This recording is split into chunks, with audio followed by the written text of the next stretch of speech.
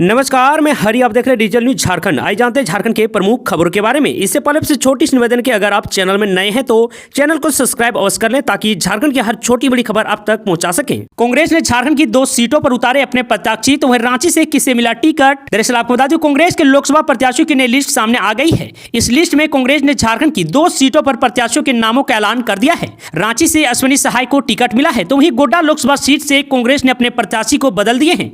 यहाँ से दीपिका पांडे सिंह की जगह अब प्रदीप यादव को टिकट दिया गया है। आपको बता दूं, कांग्रेस द्वारा जारी की गई प्रत्याशियों की ताजा लिस्ट में झारखंड के साथ ही आंध्र प्रदेश के 8 लोकसभा सीटों पर प्रत्याशियों के नामों का ऐलान कर दिया गया है। 1,40,00,000 की अफीम के साथ पिता और पुत्र गिरफ्तार। दरअसल आपको बता दूं, गिद्धौर पुलिस ने 1,40,00,000 की अफीम के साथ पिता और पुत्र दोनों को गिरफ्तार कर लिया है। गिरफ्तार तस्करों में गिद्धौर मेन चौक निवासी महेंद्र दांगी व उसका पुत्र दीपेंद्र दांगी शामिल है। तस्करों के पास से 28 किलो 85 ग्राम अफीम के अलावा 2 मोबाइल फोन जब्त किया गया है। आपको बता दूं, तस्कर बाहर से अफीम लाकर उसे तैयार कर पंजाब, हरियाणा समेत अन्य राज्यों में भेजते थे। आपको बता दूं कि यह जानकारी सिमरिया एसडीपीओ अजय कुमार केसरी ने रविवार को अपने कार्यालय कक्ष में प्रेस कॉन्फ्रेंस कर दी है। आपको बता दूं, उन्होंने बताया कि पुलिस अध्यक्ष विकास कुमार पांडे को गुप्त सूचना मिली थी कि गिद्धौर थाना क्षेत्र के बरेली टोला स्थित मवेशियों की शेड में भारी मात्रा में अफीम रखा हुआ है, जिसे बाहर भेजने की तैयारी में है। आपको बता दूं, यह शेड महेंद्र दांगी की है। सूचना के आलोक में छापेमारी टीम का गठन किया गया और टीम ने त्वरित कार्रवाई करते हुए बरेली टोला स्थित शेड पहुंचकर अफीम बरामद किया। साथ ही पिता और पुत्र दोनों को गिरफ्तार कर लिया गया है। गीता कोड़ा आज नामांकन करेगी दाखिल। दरअसल आपको बता दूं, सिंहभूम लोकसभा चुनाव के लिए एनडीए गठबंधन की साझा प्रत्याशी गीता कोड़ा सोमवार यानी कि आज नामांकन दाखिल करेगी। वहीं इंडिया गठबंधन की साझा प्रत्याशी जोबा मांझी 23 अप्रैल को नामांकन पत्र दाखिल करेंगी। आपको बता दें कि इसी बीच गीता कोड़ा के नामांकन के बहाने भारतीय जनता पार्टी के नेतृत्व में एनडीए गठबंधन से शक्ति प्रदर्शन की तैयारी की है। वहीं गीता कोड़ा के नामांकन में पूर्व मुख्यमंत्री सह भाजपा प्रदेश अध्यक्ष बाबूलाल मरांडी, प्रदेश महामंत्री करमबीर सिंह, प्रदीप वर्मा समेत अन्य बड़े नेता शामिल होंगे।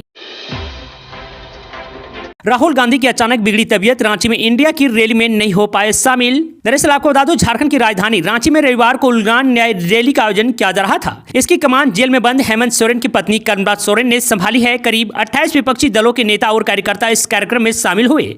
आपको बता दूं, इस समय कांग्रेस के पूर्व अध्यक्ष राहुल गांधी को लेकर एक बड़ा अपडेट सामने आया है, जो कि राहुल गांधी की तबीयत अचानक खराब होने के कारण वह अब इस रैली में शामिल नहीं हो पाए।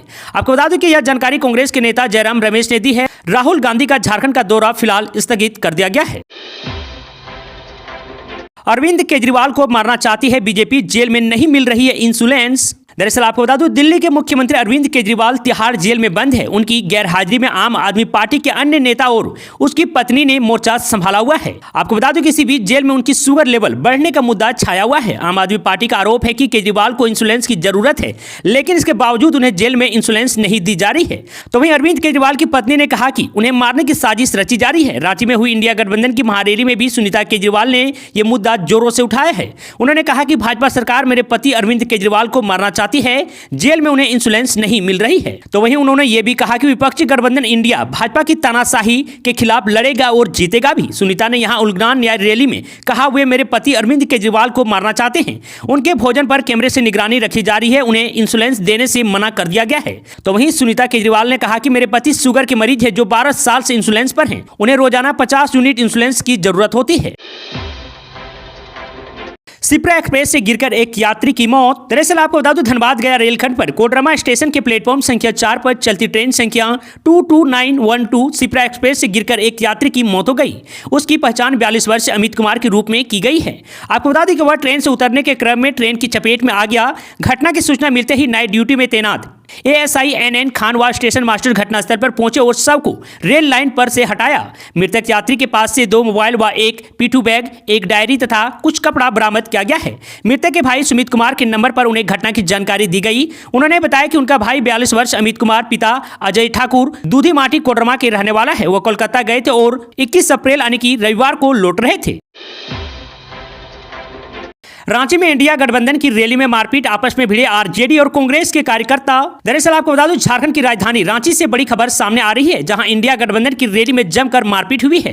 दरअसल रांची के प्रभात तारा मैदान में रविवार को इंडिया गठबंधन की ओर से उलगुलान रैली का आयोजन किया गया था। इस रैली के दौरान झारखंड की चतरा लोकसभा सीट पर केएन त्रिपाठी की उम्मीदवार को लेकर पहले तो आरजेडी और कांग्रेस समर्थक आपस में उलझ गए, फिर देखते ही देखते आरजेडी और कांग्रेस समर्थकों के बीच जमकर मारपीट होने लगी।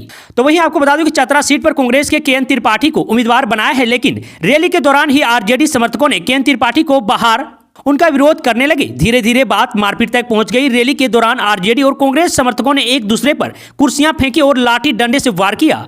वहीं मारपीट की इस घटना में कांग्रेस उम्मीदवार के भाई का सिर भी फट गया है। इस घटना में 3 लोगों के घायल होने की भी खबर है।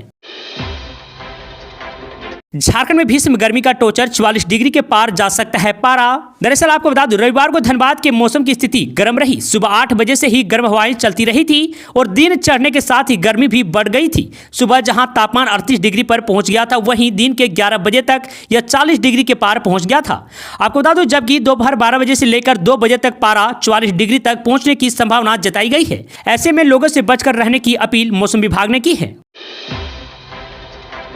गुमला के आधा दर्जन गांवों के लोग करेंगे वोट बहिष्कार। दरअसल आपको बता दूं, गुमला जिले के घोर नक्सल प्रभावित बिशुनपुर प्रखंड के पूर्वी पठार क्षेत्र के लगभग आधा दर्जन गांवों ने वोट बहिष्कार करने का फैसला लिया है।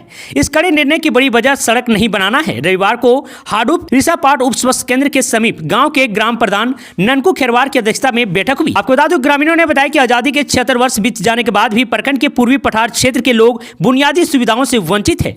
वे लोग वर्षों से प्रखंड मुख्यालय से लेकर हाडुप होते हुए तिरोपाट, इटकीरी से रिसापाट एवं हिसीर से बेथर तक सड़क निर्माण की मांग करते आ रहे हैं। इस संबंध में कई बार ग्रामीणों ने प्रखंड कार्यालय, जिला कार्यालय एवं वन विभाग को ज्ञापन सौंपकर सड़क बनाए जाने की मांग की, लेकिन इस दिशा में कोई कार्रवाई नहीं हुई। इसलिए वहां के लोग अब वोट बहिष्कार करने पर उतर आए हैं। मोदी जब भ्रष्टाचार पर बोलते हैं तो लगता है लादेन या हिंसा का उपदेश दे रहा है।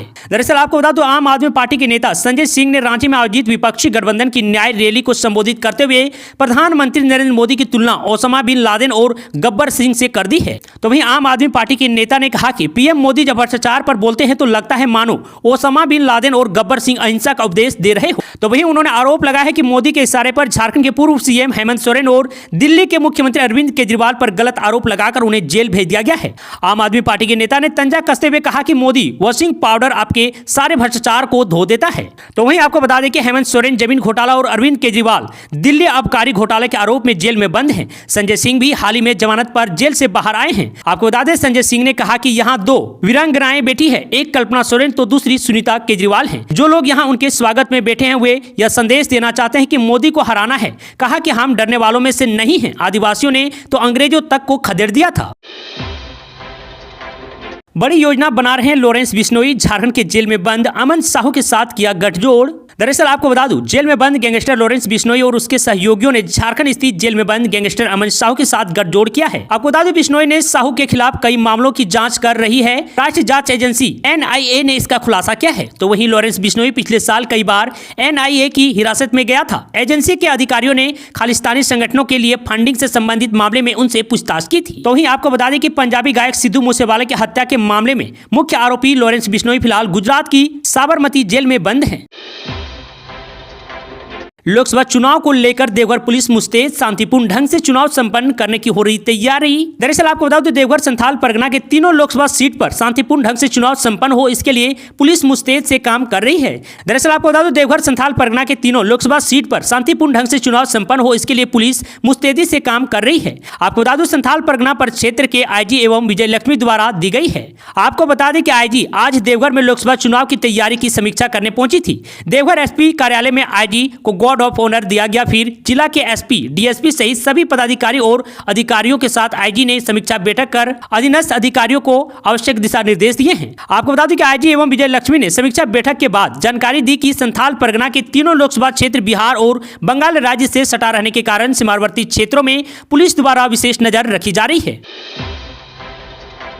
आदिवासियों के कल्याण के लिए नहीं बल्कि वोट के लिए बनाया गया है राष्ट्रपति मोदी पर बरसे खरगे। दरअसल आपको बता दूं, लोकसभा चुनाव 2024 में राजनीतिक दलों में अपनी पूरी ताकत लगा दी है। झारखंड की राजधानी रांची में इंडिया गठबंधन की उलगलान रैली हुई, जिसमें विपक्षी पार्टियों के दिग्गज नेताओं ने शिरकत की। आपको बता दूं कि कांग्रेस के अध्यक्ष मल्लिकार्जुन खड़गे ने कहा कि हेमंत सोरेन को कहा गया था गठबंधन में नहीं रहो, नहीं तो जेल में डाल दिए जाओगे। फिर भी हेमंत सोरेन डरे नहीं और अंजाम भुगतने को तैयार रहे। आपको बता दूं, खड़गे ने संविधान पर खतरे की बात कही। संविधान ने वोट देने का अधिकार दिया, लेकिन मोदी संविधान को बदलना चाहते हैं। वो वोट देने का अधिकार छीनना चाहते हैं। ये लोग कहते हैं कि अब की बार 400 पार, लेकिन इस बार गठबंधन शक्ति इतनी है कि कोई इन्हें सत्ता से बाहर जाने से नहीं रोक सकता। आपको बता दो, खड़गे ने आगे कहा कि केजरीवाल और हेमंत सोरेन इनसे डरने वाले नहीं हैं, बल्कि ये सिर्फ जनता से डरते हैं। हमारे 2 मुख्यमंत्री को जेल में डालने से हम खत्म नहीं होंगे।